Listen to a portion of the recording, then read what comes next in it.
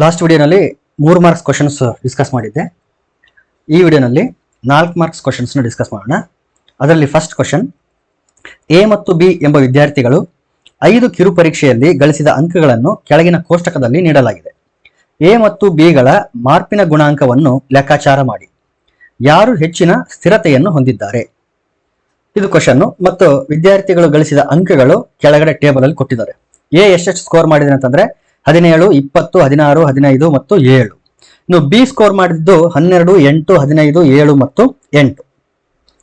The marks obtained in 5 tests by students A and B are given in the following table. Calculate the coefficient of variation, CV ಅಂತ ಹೇಳ್ತೀವಿ. ಅದನ್ನ first calculate ಮಾಡಬೇಕು of A and B.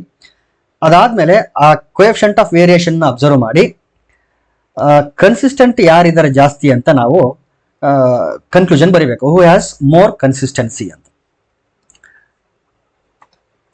English question ನ ಇಲ್ಲಿ ಮೇಲ್ಗಡೆ ಹಾಕೊಂಡ್ಬಿಡ್ತೀನಿ ನಾನು, place ಸಲುವಾಗಿ ಅಷ್ಟೇ. ಇಲ್ಲಿ ಟೇಬಲ್ ಈ ರೀತಿ ಬರುತ್ತೆ. ಕೊಟ್ಟಿರ್ತಕ್ಕಂಥದ್ದು ಇಬ್ಬರ ಡಾಟಾ ಕೊಟ್ಟಿದ್ದಾರೆ, ಎ ಮತ್ತು ಬಿ. ಎರಡಕ್ಕೆ ಸಪರೇಟ್ ಆಗಿ ನಾವೇನ್ ಮಾಡಬೇಕು ಅಂತಂದ್ರೆ ಕೋಎಫಿಷಿಯಂಟ್ ಆಫ್ ವೇರಿಯೇಷನ್ ಅನ್ನ ಫೈಂಡ್ ಮಾಡಬೇಕು. ಹಾಗಾಗಿ ಇಬ್ಬರಿಗೆ ಸಪರೇಟ್ ಟೇಬಲ್ಗಳನ್ನ ನಾವು ಹಾಕ್ಬೇಕಾಗ್ತದೆ. ಆ ಟೇಬಲ್ ಅಲ್ಲಿ ಏನೇನ್ ಡಾಟಾ ಬರುತ್ತೆ ಅಂತೇಳಿ ನಮ್ಗೆ ಹೆಂಗ್ ಗೊತ್ತಾಗುತ್ತೆ ಅಂತಂದ್ರೆ, ಇದು ಇಲ್ಲಿ ಹಾಕಿರೋದು ಎ ಅನ್ನೋ ಸ್ಟೂಡೆಂಟ್ ನ ಟೇಬಲ್. ಅಲ್ಲೇನು ಸ್ಕೋರ್ಗಳು ಕೊಟ್ಟಿದ್ದಾರೆ ಅದು ಎಕ್ಸ್ ಅನ್ನೋ ಕಾಲಮ್ ಅಲ್ಲಿ ಬರುತ್ತೆ. ಇನ್ನು ಕೋಎಫಿಷಿಯಂಟ್ ಆಫ್ ವೇರಿಯೇಷನ್ ಅಂತಂದ್ರೆ ನಮಗೆ ಫಾರ್ಮುಲಾ ಗೊತ್ತಾಯ್ತು ಅಂತಂದ್ರೆ ನಾವು ಯಾವ್ಯಾವ ಕಾಲಮ್ ಹಾಕಬೇಕು ಅಂತ ನಮ್ಗೆ ಗೊತ್ತಾಗ್ತದೆ. ಕೋಎಫಿಷಿಯಂಟ್ ಆಫ್ ವೇರಿಯೇಷನ್ ಫಾರ್ಮುಲಾ ಏನಿದೆ ಅಂತಂದ್ರೆ sigma divided by X bar into 100 ಅಂತ ಇದೆ. ಇಲ್ಲಿ ಸಿಗ್ಮಾ ಅಂತಂದ್ರೆ ಮಾನಕ ವಿಚಲನೆ, ಸ್ಟ್ಯಾಂಡರ್ಡ್ ಡಿವಿಯೇಷನ್ ಅಂತ ಏನ್ ಕರಿತೀವಿ ಅದು. ಎಕ್ಸ್ ಬಾರ್ ಅಂತಂದ್ರೆ ಸರಾಸರಿ ಅಥವಾ mean. So x bar equal to, ನೋಡಿ ಕೋಎಫಿಷಿಯಂಟ್ ಆಫ್ ವೇರಿಯೇಷನ್ ಫೈಂಡ್ ಮಾಡಬೇಕು ಅಂತಂದ್ರೆ ಸಿಗ್ಮಾ ಫೈಂಡ್ ಮಾಡಬೇಕು, ಜೊತೆಗೆ ಎಕ್ಸ್ ಬಾರ್ ಫೈಂಡ್ ಮಾಡಬೇಕು. ಹಾಗಾದ್ರೆ ಎಕ್ಸ್ ಬಾರ್ ಅಂತಂದ್ರೆ ಕೊಟ್ಟಿರ್ತಕ್ಕಂಥ ಡಾಟಾ ಏನಿದೆ ಅದರ sum divided by number of scores. So sigma x divided by n. ಇಲ್ಲಿ ಎಕ್ಸ್ ಅಂತ ಕೊಟ್ಟಿದ್ದಾರೆ, ಅದೆಲ್ಲ ಕಾಲಮ್ ನ ಆಡ್ ಮಾಡಿದ್ರೆ ಸಿಗ್ಮಾ ಎಕ್ಸ್ ಬರುತ್ತೆ. ಈ ಸ್ಕೋರ್ಗಳು ಎಷ್ಟಿದೆ ಅಂತ ಅನ್ನೋದೇನೆ ಎನ್. ಹಾಗಾಗಿ sigma x divided by N ಮಾಡಿದ್ರೆ ನಮಗೆ ಎಕ್ಸ್ ಬಾರ್ ಬರುತ್ತೆ. ಇದು ಇನ್ನೊಂದು ಫಾರ್ಮುಲಾ. ಹಾಗಾದ್ರೆ ಸಿಗ್ಮಾ ಯಾವ ರೀತಿ ಬರುತ್ತೆ ಅಂತಂದ್ರೆ ಇದು standard deviation sigma. Sigma equals to root sigma d square divided by n. N ಅಂದ್ರೆ ಆಲ್ರೆಡಿ ಗೊತ್ತಿದೆ, ನಂಬರ್ ಆಫ್ ಸ್ಕೋರ್ಸ್. ಇನ್ನು ಸಿಗ್ಮಾ ಅಂತಂದ್ರೆ ಸಮ್ ಮಾಡಬೇಕು ಅಂತ ಅರ್ಥ. ಡಿ ಸ್ಕ್ವೇರ್ ಅಂತ ಏನ್ ಕಾಲಮ್ ಇದೆ ಅದನ್ನ ಸಮ್ ಮಾಡಬೇಕು. ಡಿ ಸ್ಕ್ವೇರ್ ಕಾಲಮ್ ಬರಬೇಕು ನಮಗೆ ಅಂತಂದ್ರೆ ನಮಗೆ ಡಿ ಗೊತ್ತಿರಬೇಕು. ಡಿ ಅಂತಂದ್ರೆ ಅದು ಹೆಂಗ್ ಬರುತ್ತದೆ, ಅದು X minus x bar. So ನಾವು ಫಸ್ಟಿಗೆ ಡಿ ಕ್ಯಾಲ್ಕುಲೇಟ್ ಮಾಡಬೇಕು, ಅದಕ್ಕೂ ಮುಂಚೆ ಎಕ್ಸ್ ಬಾರ್ ಕ್ಯಾಲ್ಕುಲೇಟ್ ಮಾಡಬೇಕು. ಎಕ್ಸ್ ಬಾರು ಮತ್ತು ಎಕ್ಸ್ ಇವುಗಳನ್ನ ಡಿಫ್ರೆನ್ಸ್ ತಗೊಂಡ್ರೆ ಡಿ ಸಿಗುತ್ತೆ, ಅದನ್ನ ಸ್ಕ್ವೇರ್ ಮಾಡಿದ್ರೆ ಡಿ ಸ್ಕ್ವೇರ್ ಬರುತ್ತೆ. Sigma d square by N ಮಾಡಿದ್ರೆ ಅದರ ಸ್ಕ್ವೇರ್ ರೂಟ್ ತಗೊಂಡ್ರೆ ಸಿಗ್ಮಾ ಈ ಸಿಗ್ಮಾ ಅಂದ್ರೆ ಸ್ಟ್ಯಾಂಡರ್ಡ್ ಡಿವಿಯೇಷನ್ ಸಿಗುತ್ತೆ ನಮಗೆ. ಈ standard deviation divided by X bar into 100 ಮಾಡಿದ್ರೆ ಕೋಎಫಿಷಿಯಂಟ್ ಆಫ್ ವೇರಿಯೇಷನ್ ಸಿಗುತ್ತೆ. ಹಂಗಾಗಿ ನಾವು ಯಾವ್ಯಾವ ಕಾಲಮ್ ನ ಹಾಕ್ಬೇಕು ಅಂತಂದ್ರೆ ಫಸ್ಟ್ ಡಿ ಇರಬೇಕು, ಎಕ್ಸ್ ಅವ್ರು ಕೊಟ್ಟಿರ್ತಾರೆ, ಡಿ ಕಾಲಮ್ ಹಾಕ್ಬೇಕು, ಆಮೇಲೆ ಡಿ ಸ್ಕ್ವೇರ್ ಕಾಲಮ್ ಹಾಕ್ಬೇಕು, ಆಮೇಲೆ ಈ ಕಾಲಮ್ಗಳನ್ನ ಆಡ್ ಮಾಡಬೇಕು.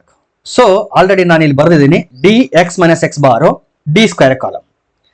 ಓಕೆ, ಹಾಗಾಗಿ ನಮಗೆ ಒಟ್ಟು 3 ಕಾಲಮ್ಗಳು ಬೇಕಾಗ್ತದೆ. First of all let us find d. So in order to find d we need x bar.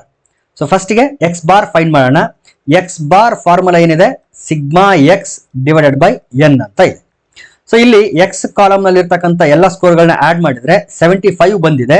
ನೀವು ಬೇಕಾದ್ರೆ ಅದನ್ನ ವೆರಿಫೈ ಮಾಡಬಹುದು. 75 ಡಿವೈಡೆಡ್ ಬೈ ಎನ್ ಅಂತಂದ್ರೆ ಇಲ್ಲಿ ಎಷ್ಟು ಸ್ಕೋರ್ಸ್ ಇರೋದು ಅಂತಂದ್ರೆ 5 ಸ್ಕೋರ್ಸ್ ಇರೋದ್ರಿಂದ 5. So this is equal to 5 1s 5 5, 5 5s 25. therefore x bar is equal to 15. 15 ಆಯ್ತು. ಈಗ ಎಕ್ಸ್ ಬಾರು ಮತ್ತು ಎಕ್ಸ್ ನ ಯೂಸ್ ಮಾಡ್ಕೊಂಡು ಡಿ ಕ್ಯಾಲ್ಕುಲೇಟ್ ಮಾಡೋಣ. ಸೊ ಎಕ್ಸ್ ಅಂದ್ರೆ 17 ಇದೆ, ಮೈನಸ್ ಎಕ್ಸ್ ಬಾರ್ ಅಂದ್ರೆ 15 and this is equal to 2. Similarly 20 minus 15 that is 5. 16 minus 15 and this is equal to 1. 15 minus 15 this is equal to 0. Last one 7 minus 15 and this is equal to -8. ಈಗ D ಸಿಕ್ತು ನಮಗೆ. ಇವುಗಳನ್ನ ಏನ್ ಮಾಡಬೇಕು? Square ಮಾಡಬೇಕು. D square 2 square is 4, 5 square means 25, 1 square is 1, 0 square ಅಂತಂದ್ರೆ 0ನೇ, -8 square ಅಂತಂದ್ರೆ 64. ಇದು ಡಿ ಸ್ಕ್ವೇರ್ ಆಯ್ತು. ಸೊ ಈಗ ಡಿ ಸ್ಕ್ವೇರ್ ಸಿಕ್ತು. ನಾವೇನ್ ಮಾಡಬೇಕು? ಸಿಗ್ಮಾ ಡಿ ಸ್ಕ್ವೇರ್ ಫೈಂಡ್ ಮಾಡಬೇಕು. ಸಿಗ್ಮಾ ಡಿ ಸ್ಕ್ವೇರ್ ಅಂತಂದ್ರೆ ಈ ಡಿ ಸ್ಕ್ವೇರ್ ಕಾಲಮ್ ನೆಲ್ಲನು ಆಡ್ ಮಾಡಬೇಕು. ಆಡ್ ಮಾಡಿ 5 + 4 9, 9 + 1 10, 10 + 4 14, 4 carry 1, 6 + 1 7, 8 9. therefore sigma d square ಎಷ್ಟು ಬಂತು ಅಂದ್ರೆ 94 ಬಂತು. ಈಗ ಈ ಸಿಗ್ಮಾ ಡಿ ಸ್ಕ್ವೇರ್ ಯೂಸ್ ಮಾಡಿ ಸ್ಟ್ಯಾಂಡರ್ಡ್ ಡಿವಿಯೇಷನ್ ಮಾನಕ ವಿಚಲನ ಫೈಂಡ್ ಮಾಡೋಣ.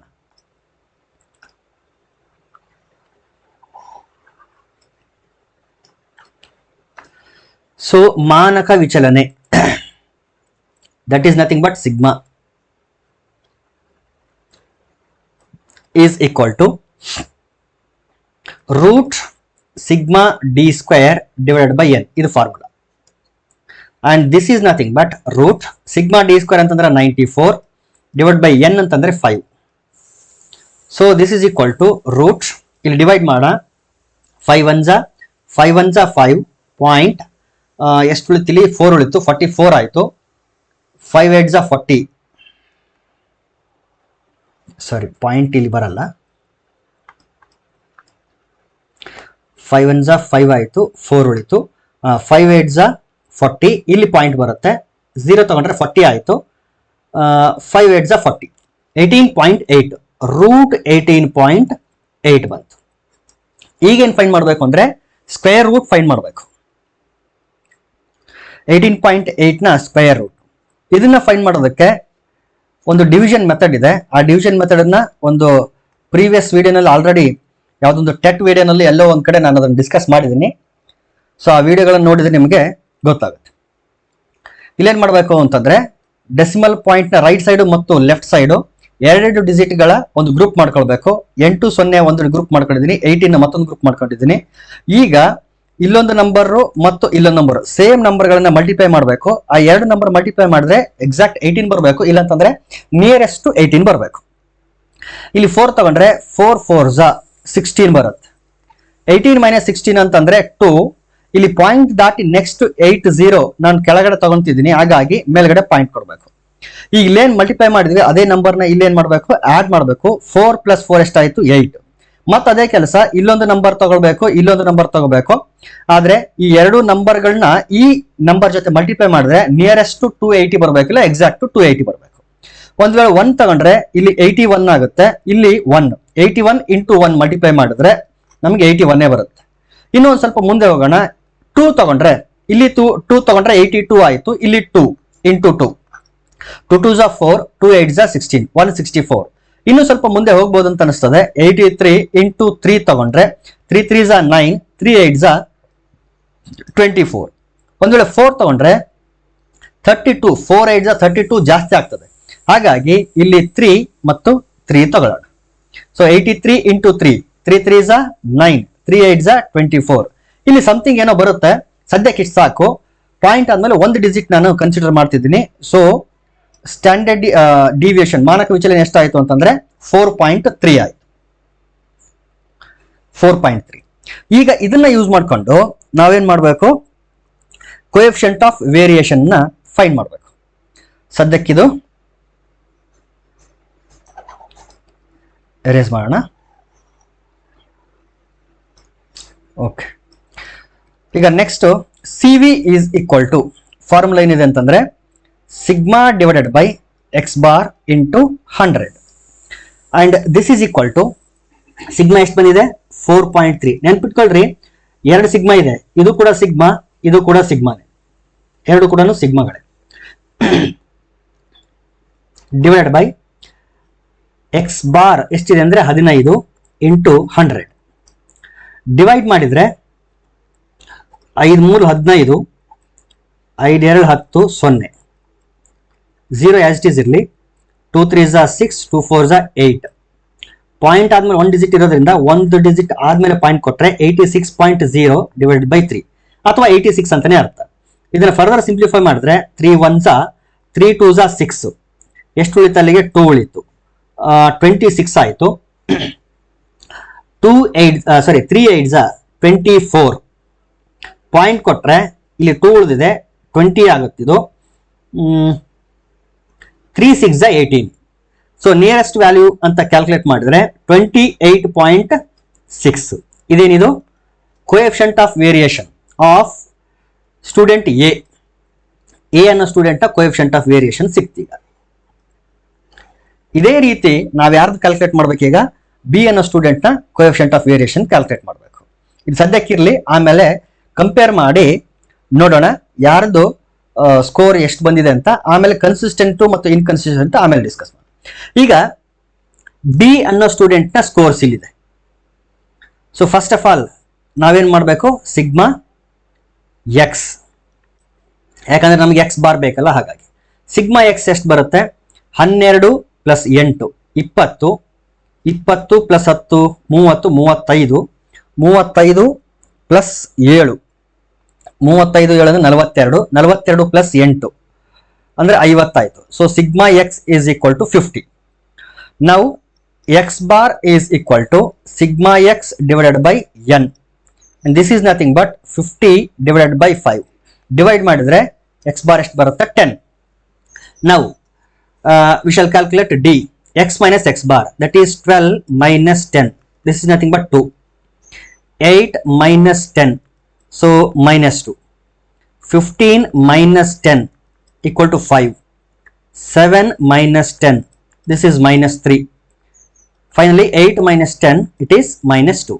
ಈಗ ಈ ಸ್ಕೋರ್ಗಳನ್ನ ಸ್ಕ್ವೇರ್ ಮಾಡಬೇಕು. 2 square is 4, again minus 2 square, again 4. 5 square means 25, minus 3 square means 9, minus 2 square means 4. ಈಗ ಈ ಡಿ ಸ್ಕ್ವೇರ್ ನ ಆಡ್ ಮಾಡಬೇಕು. ಸೊ ಸಿಗ್ಮಾ ಡಿ ಸ್ಕ್ವೇರ್ ಬರುತ್ತೆ. ಓಕೆ, 4 4 8, 8 4 12, 12 9 21, 21 + 5 26ಕ್ಕೆ 6, ದಶಕ 2 2 2 4. ಸೊ ಸಿಗ್ಮಾ ಡಿ ಸ್ಕ್ವೇರ್ 46 ಬಂತು. ರೈಟ್, ಈಗ ಮಾನಕ ವಿಚಲನೆ sigma equals to root sigma d square divided by n. This is equal to root sigma d square ಅಂದ್ರೆ 46 divide by N ಅಂತಂದ್ರೆ ಎಷ್ಟಿದೆ, 5. Divide ಮಾಡಿದ್ರೆ 5 9 45 ಪಾಯಿಂಟ್, ಇಲ್ಲಿ 1 ಉಳಿದಿರ್ತದೆ 45 ಆಗಿರೋದ್ರಿಂದ ಪಾಯಿಂಟ್ ಕೊಟ್ರೆ 10 ಆಯಿತು, 5 2 10. ಸೊ ರೂಟ್ ಒಳಗಡೆ ಎಷ್ಟು ಬಂತು, 9.2. ರೂಟ್ 9.2 ಇದರ ಸ್ಕ್ವೇರ್ ರೂಟ್ ಫೈಂಡ್ ಮಾಡ್ಬೇಕು. ಅಗೇನ್ 9.2 ಯಾವ ರೀತಿ ಕ್ಯಾಲ್ಕುಲೇಟ್ ಮಾಡಬೇಕು, 2 ನ ರೈಟ್ ಸೈಡ್ 2 ಡಿಜಿಟ್ ಅಂದ್ರೆ 2.20 ಅಂತ ತಗೊಳ್ಳೋಣ. ಲೆಫ್ಟ್ ಸೈಡ್ ಒಂದೇ ಡಿಜಿಟ್ ಇದೆ, ಇರ್ಲಿ ಅಷ್ಟೇನೆ. ಈಗ ಇಲ್ಲೊಂದು ನಂಬರ್ ತಗೋಬೇಕು, ಇಲ್ಲೊಂದು ನಂಬರ್ ತಗೋಬೇಕು. ಈಕ್ವಲ್ ಟು 9 ಅಥವಾ ನಿಯರೆಸ್ಟ್ ಟು 9. 9 ಇರೋದ್ರಿಂದ 3 3 ತಗೊಳ್ಬಹುದು. 3 3 is 9, 0 ಆಯ್ತು. ಪಾಯಿಂಟ್ ದಾಟಿ ನೆಕ್ಸ್ಟ್ 20 ಕೆಳಗಡೆ ತಗೊಂತಿದೀವಿ, ಹಾಗಾಗಿ ಇಲ್ಲಿ ಪಾಯಿಂಟ್ ಹಾಕ್ಬೇಕು. ಇಲ್ಲೇನ್ ಮಲ್ಟಿಪ್ಲೈ ಮಾಡಿದ್ವಿ ಅದನ್ನೇ ಇಲ್ಲಿ ಆಡ್ ಮಾಡಬೇಕು. 3 3 ಆಡ್ ಮಾಡಿದ್ರೆ ಅಲ್ಲಿಗೆ 6 ಬರ್ತದೆ. ಇನ್ನು ನಮ್ಗೆ ಎಷ್ಟು ಬರಬೇಕು ಅಂದ್ರೆ 20 ಬರಬೇಕು. 1 1 ಅಂತ ತಗೊಂಡ್ರೆ 61 1 61 ಜಾಸ್ತಿ ಆಗುತ್ತೆ ಅದು, ಹಾಗಾಗಿ 0 ತಗೋಣ. 60 0 0. ಸೊ ಇದೆಷ್ಟಾಯ್ತು, 20 ಆಯ್ತು. ಇಲ್ಲಿ ನೆಕ್ಸ್ಟ್ ಏನಿರ್ತದೆ, 0 0 2 0ಗಳು ಇರ್ತವೆ, ಆ 2 0ಗಳನ್ನ ಇಲ್ಲಿ ತಗೋಣ. ಇದೇ 0 ನ ಇಲ್ಲಿ ಏನ್ ಮಾಡ್ಬೇಕು, ನಾವು ಆಡ್ ಮಾಡ್ಕೋಬೇಕು. ಅಲ್ಲಿಗೆ 60 ಬಂತು. ಮತ್ತೊಂದು ಡಿಜಿಟ್ ಬೇಕು ನಮಗೆ ಅಂತಂದ್ರೆ ಇಲ್ಲಿ 0 ಬಂದಿರೋದ್ರಿಂದ ನೆಕ್ಸ್ಟ್ ಡಿಜಿಟ್ ನಾನು ಮೂವ್ ಆಗ್ತಿದ್ದೀನಿ. ಸೇಮ್ ನಂಬರ್ ನ ಇಲ್ಲಿ ತಗೋಬೇಕು, ಅದು ಕೂಡ ನಿಯರೆಸ್ಟ್ ಟು 2000 ಅಥವಾ ಎಕ್ಸಾಕ್ಟ್ 2000 ಬರಬೇಕು. ಈಗ ಇಲ್ಲಿ 60 ಇದೆ, ಮುಂದೆ ಮತ್ತೊಂದು ಡಿಜಿಟ್ ಹಾಕ್ಬೇಕಲ್ಲ ನಾನು. 3 ತಗೊಂಡ್ರೆ ಇಲ್ಲೂ ಕೂಡ 3 ತಗೊಳ್ಬೇಕು, ಇಂಟು 3 ತಗೋಣ. ಇಲ್ಲಿ ಬರ್ದಿರೋ 3 ಇಲ್ಲಿ ಹಾಕ್ಬೇಕಾಗಿರೋದು, ಇಲ್ಲಿ ಬರ್ದಿರೋ 3 ಇಲ್ಲಿ ಬರ್ಬೇಕಾಗಿರೋದು, ಇವೆರಡನ್ನ ಮಲ್ಟಿಪ್ಲೈ ಮಾಡ್ಬೇಕಲ್ಲ, ಹಾಗಾಗಿ 3 3 is 9, 3 0 is 0, 3 6 is 18. 4 ತಗೊಂಡ್ರೆ ಏನಾಗ್ತದೆ, 4 6 24 ಆಗಿಬಿಡ್ತದೆ, 2400 ಸಮಥಿಂಗ್ ಬರ್ತದೆ, ಹಾಗಾಗಿ ಅದು ಜಾಸ್ತಿ ಆಗುತ್ತೆ. ಸೊ 60 ಇಲ್ಲಿ 3, ಇಲ್ಲೂ ಕೂಡ 3 ತಗೊಳ್ಳೋಣ, 1809 ಬರುತ್ತೆ ನಮಗೆ. ಇಲ್ಲಿ ಸಮಥಿಂಗ್ ರಿಮೈಂಡರ್ ಬರುತ್ತೆ, ಅದು ನನಗೆ ಬೇಕಾಗಿಲ್ಲ. ಬಟ್ ನಿಯರೆಸ್ಟ್ ವ್ಯಾಲ್ಯೂ ಎಷ್ಟು ಅಂತಂದ್ರೆ ರೂಟ್ 9.2 3.03, ಇದು ನನಗೆ ಬೇಕಾಗಿರೋದು. Okay, 3.03. Therefore, sigma equal to root 9.2 and this is equal to value ಎಷ್ಟು ಬಂತು ನಮಗೆ 3.03 ಅಂತ ಬಂದಿದೆ. ಈಗ coefficient of variation CV is equal to formula sigma divided by x bar into 100 and this is nothing but 3.03 divided by x bar ಅಂತಂದ್ರೆ 10 into 100. 0 0 cancel ಆಗಲಿ. 3.03 into 10 ಅಂತಂದ್ರೆ 30.3 ಆಗುತ್ತೆ. ಇಲ್ಲಿ 10 ಅಂತಂದ್ರೆ 10 ಇದೆ, ಸೊ 1 ಡಿಜಿಟ್ ರೈಟ್ ಸೈಡ್ ಬರಬೇಕು ಡೆಸಿಮಲ್ ಪಾಯಿಂಟ್. ಸೊ 3.03 ಇರೋದು 30.3 ಆಗ್ತದೆ. ಇದು coefficient of variation of student B. ಇಬ್ಬರದು ಕೋಎಫಿಷಿಯಂಟ್ ಆಫ್ ವೇರಿಯೇಷನ್ ಸಿಕ್ತು ನಮಗೆ. ಎ ಕೋಎಫಿಷಿಯಂಟ್ ಆಫ್ ವೇರಿಯೇಷನ್ 28.6 ಇದೆ. ಎಷ್ಟಿದೆ? 28.6. ಇದು ಎದ್ದು. ಬಿ ಎಷ್ಟಿದೆ ಅಂದ್ರೆ 30.3.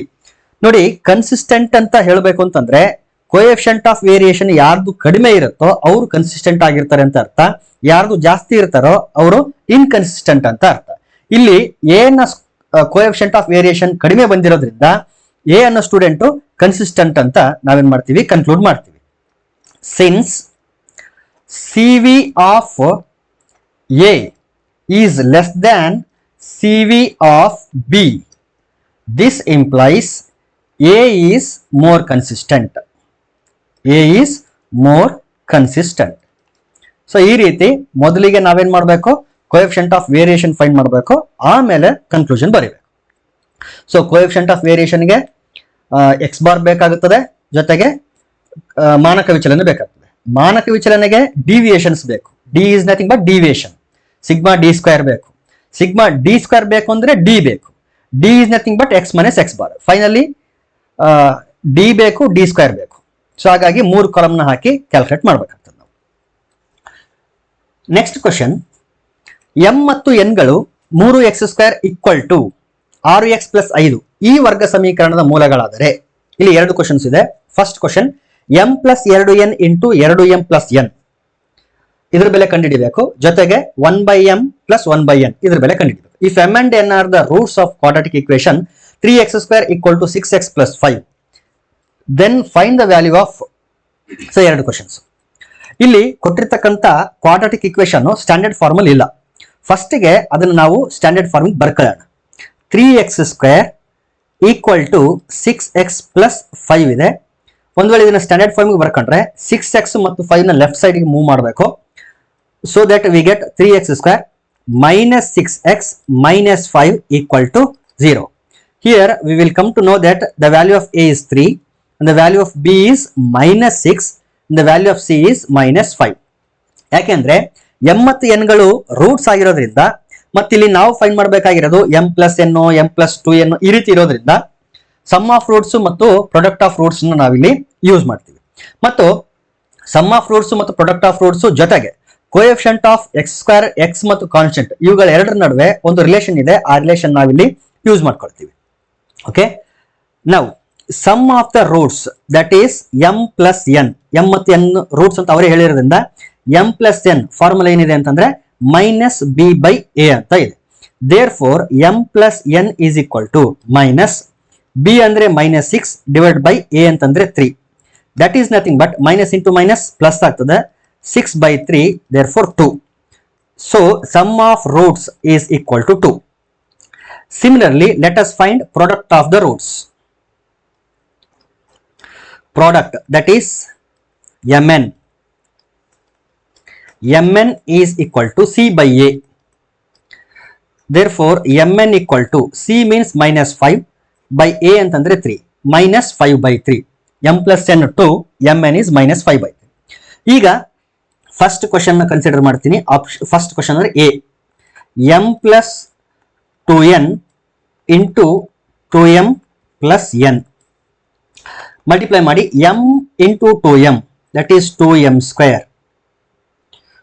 Plus m into n that is mn plus 2n into 2m 2 2s are 4, n into m is mn plus 2n into n that is n², 2n².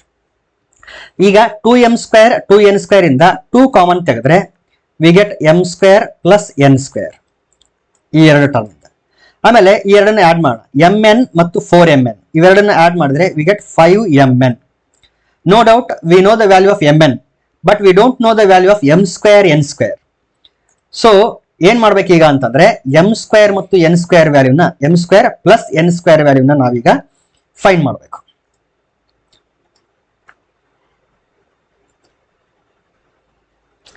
So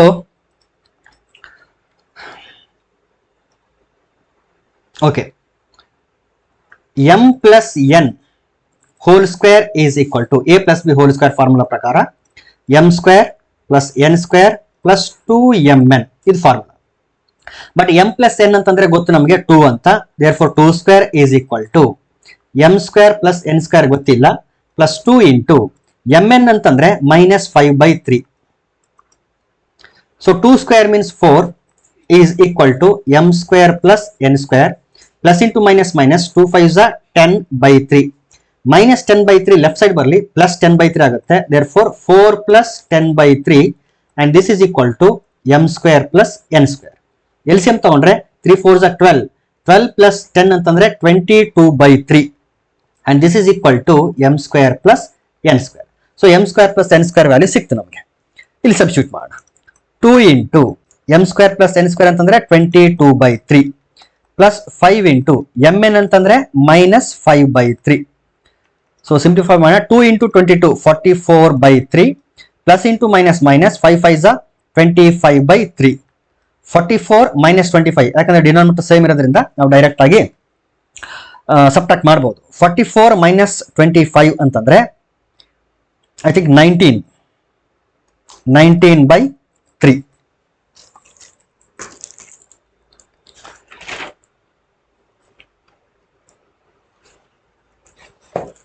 S, so first value ಎಷ್ಟು ಬಂತು? 19/3. ಇದು first ಕ್ವಶನ್ಗೆ solution. ಇನ್ನು next question ಬಂದ್ರೆ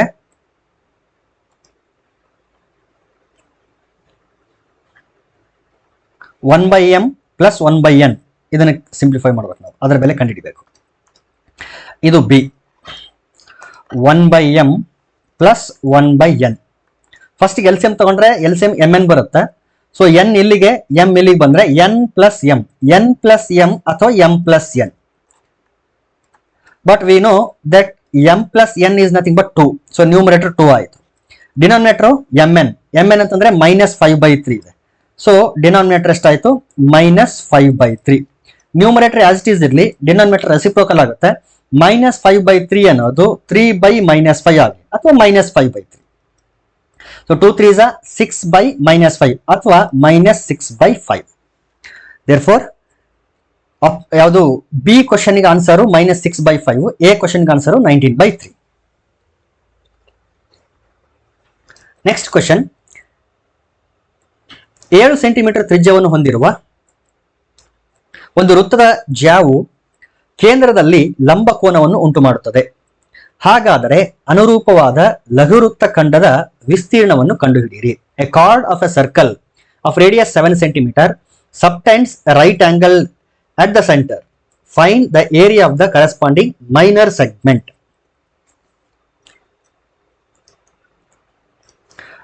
ಇದು ಒಂದು circle ಆಗಿರಲಿ. Radius ಎಷ್ಟಿದೆ? 7 ಸೆಂಟಿಮೀಟರ್ ಇದೆ. ಇದು ರೇಡಿಯಸ್.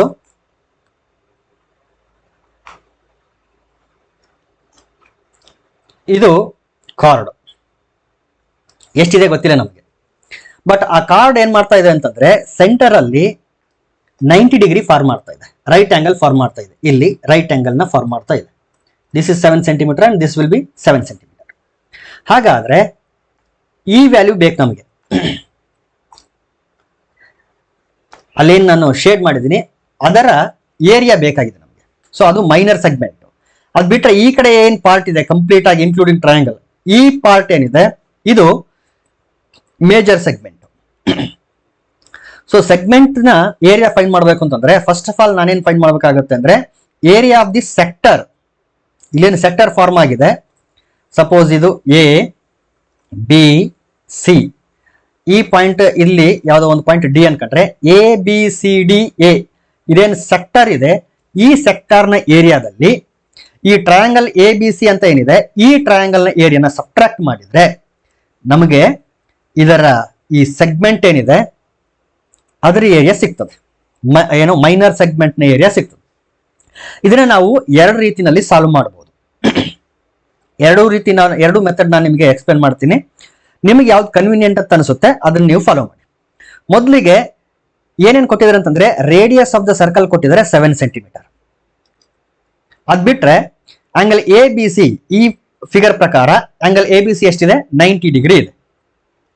ಸೊ ಇದನ್ನ ಥೀಟಾ ಅಂತ ಅನ್ಕೊಳ್ಳೋಣ, ಅಥವಾ angle A B C. So it is equal to 90 degree. ಈಗ area of the sector formula ಏನಿದೆ ಅಂತಂದ್ರೆ ಏರಿಯಾ ಆಫ್ ಸೆಕ್ಟರ್. ಇಲ್ಲಿ ನಾನು ಸೆಕ್ಟರ್ ಅಂತ ಮಾತಾಡ್ತಿದ್ದೀನಿ ಅಂತಂದ್ರೆ ಇಲ್ಲಿ ನಾವು ರೆಫರೆನ್ಸ್ ಆಗಿ ತಗೊಂತಿರೋದು A B C D A, ಈ ಸೆಕ್ಟರ್ ಬಗ್ಗೆ ಮಾತಾಡ್ತಿದೀವಿ ಅಂತ ಅರ್ಥ. Area of the sector formula ಏನಿದೆ ಅಂತಂದ್ರೆ theta divided by 360 into pi r square. Theta ಅಂತಂದ್ರೆ ಇಲ್ಲೇನು ಆರ್ಕ್ ಇದೆ, ಈ ಆರ್ಕ್ ಇಂದ ಸೆಂಟರ್ ಅಲ್ಲಿ ಫಾರ್ಮ್ ಆಗಿರುವಂತ ಒಂದು ಆಂಗಲ್, ಅದು theta. So this is equal to, ಇಲ್ಲಿ ಥೀಟಾ ಎಷ್ಟಿದೆ ಅಂದ್ರೆ 90 ಡಿಗ್ರಿ ಇದೆ, divided by 360 degree into pi ಅಂತಂದ್ರೆ we know that it is nearly 22/7 and it is into r square, 7 centimetre into 7 centimetre square ಇರೋದ್ರಿಂದ 7 cancel ಆಗಲಿ, 90 1s 90 4s, 2 2s 4, 2 1s 2 1s, 11 7 77 divided by 2.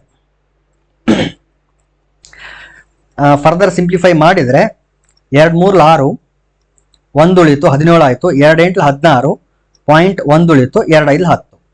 So area of the sector ಎಷ್ಟು ಬಂತು ಅಂದ್ರೆ 38.5 centimetre square ಅಥವಾ square centimetre. ಇದು area of the sector. ಅಂದ್ರೆ ಈ triangle ಮತ್ತು ಈ ಸೆಗ್ಮೆಂಟ್ ಟೋಟಲ್ ಏರಿಯಾ, ಇಷ್ಟುನು ಟ್ರಯಾಂಗಲ್ ಮತ್ತು ಏರಿಯಾ ಆಫ್ ದ ಸೆಗ್ಮೆಂಟ್ ಸೇರಿ ಬಂದಿರೋದು ಇದು ಏರಿಯಾ ಆಫ್ ದ ಸೆಕ್ಟರ್. ಇದರಲ್ಲಿ ನಾವೇನು ಸಬ್ಟ್ರಾಕ್ಟ್ ಮಾಡಬೇಕಂದ್ರೆ ಏರಿಯಾ ಆಫ್ ದ ಟ್ರಯಾಂಗಲ್ ಅನ್ನ ಸಬ್ಟ್ರಾಕ್ಟ್ ಮಾಡಬೇಕು. ಸೊ ಈಗ ಏನ್ ಮಾಡಬೇಕು, area of the triangle find ಮಾಡಬೇಕು. But fortunately it is a right angle triangle. Now find area of triangle A B C. Formula ಏನಿದೆ, half into base into height. ಇದು right angle triangle ಆಗಿರೋದ್ರಿಂದ ಇಲ್ಲಿ base 7 centimetre, height ಕೂಡ 7 centimetre ಇದೆ. ಇದು base, ಇದು height. 7 into 7, 7 7s 49/2 divide ಮಾಡಿದ್ರೆ 2 2s 4, 2 4s 8.5. So area of the triangle is 24.5 centimetre square. ಈಗ ಏರಿಯಾ ಆಫ್ ದ ಸೆಕ್ಟರ್ ನಲ್ಲಿ area of the triangle subtract ಮಾಡಿದ್ರೆ we get the area of the segment. So area of minor segment, ಅಥವಾ ನಾನಿಲ್ಲಿ ಬರೀ segment ಅಂತ ಬರೀತೀನಿ, this is equal to area of the sector minus area of triangle.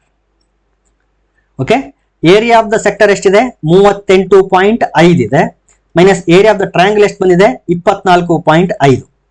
So 0.5 0 ಆಗ್ತದೆ, 8 4 ಹೋದ್ರೆ 4, 3 2 ಹೋದ್ರೆ 1. So ಎಷ್ಟು ಬಂತು, 14 ಸೆಂಟಿಮೀಟರ್ ಸ್ಕ್ವೇರ್, 14 ಸೆಂಟಿಮೀಟರ್ ಸ್ಕ್ವೇರ್ ಬಂತ ಸರ್. ಎಸ್, ಇದು ಒಂದು ಮೆಥಡ್. ಇದು ಇಲ್ಲಿ ನಾವು ಬಳಸಿರೋದು area of the sector formula. ಇದು ಬಿಟ್ರೆ ಇನ್ನೊಂದು ಮೆಥಡ್ ಯಾವ ರೀತಿ ಮಾಡಬಹುದು ನಾವು ಅಂತಂದ್ರೆ, ಇಲ್ಲಿ ರೈಟ್ ಆಂಗಲ್ ಟ್ರಯಾಂಗಲ್ ಫಾರ್ಮ್ ಆಗಿರೋದ್ರಿಂದ ಇಲ್ಲೇನು A B C D A ಅಂತ ಏನಿದೆ ಇದು ಒಂದು ಕ್ವಾಡ್ರೆಂಟ್ ಆಗ್ತದೆ. ಅಂದ್ರೆ ಟೋಟಲ್ ಸರ್ಕಲ್ ನಲ್ಲಿ 1/4 ಪಾರ್ಟ್ ಇದು. ಈ 1/4 ಪಾರ್ಟ್ ನ ಏರಿಯಾನ ಫಸ್ಟ್ ಕ್ಯಾಲ್ಕುಲೇಟ್ ಮಾಡ್ಕೊಂಡು ಆ ಏರಿಯಾನಲ್ಲಿ ಈ ಏರಿಯಾ ಆಫ್ ದ ಟ್ರಯಾಂಗಲ್ ನ ಸಬ್ಟ್ರಾಕ್ಟ್ ಮಾಡೋದು. ಇದು ಇನ್ನೊಂದು ಮೆಥಡ್.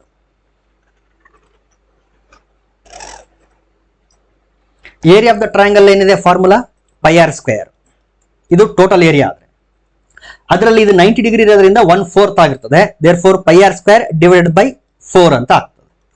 ಪೈ ಅಂತಂದ್ರೆ 22/7 ಇಂಟು ಆರ್ ಸ್ಕ್ವೇರ್ ಅಂದ್ರೆ 7 into 7 whole divided by 4. 7 cancel ಆಯಿತು, 2 2s 2 11s, ಸೊ 11 7s 77/2. ಮತ್ತೆ ನಮ್ಗೆ ಎಷ್ಟು ಬರುತ್ತೆ ಆನ್ಸರು, 2 3 6, 2 8 16, 0.5. ನೋಡಿ ಮತ್ತೊಮ್ಮೆ ನಮಗೆ ಆನ್ಸರ್ ಎಷ್ಟು ಬಂತು ಅಂದ್ರೆ 38.5. ಸೊ ಸೆಕ್ಟರ್ ಆದ್ರೂ ಅದೇನೆ, ಇಲ್ಲಿ ಸೆಕ್ಟರ್ ಒಂದು ಕ್ವಾಡ್ರೆಂಟ್ ಫಾರ್ಮಲ್ ಇರೋದ್ರಿಂದ ಈ ಕ್ವಾಡ್ರೆಂಟ್ ನ ಏರಿಯಾ ಕೂಡ ಎಷ್ಟು ಬಂತು ಅಂದ್ರೆ 38.5 ಸೆಂಟಿಮೀಟರ್ ಸ್ಕ್ವೇರ್. ಮತ್ತೆ ಆಸ್ ಇಟ್ ಈಸ್ ಅದೇನೆ, area of the segment is equal to area of this quadrant minus area of this triangle. Again we get same value 14 centimeter square. So ಇದು 2017 ನಲ್ಲಿ conduct ಆಗಿದ್ದಂತ third paper complete ಆಯಿತು. ಇನ್ನೊಂದು paper ಇದೆ 2017 ನಲ್ಲಿ, ಅದನ್ನ next ವಿಡಿಯೋನಲ್ಲಿ continue ಮಾಡ್ತೀನಿ.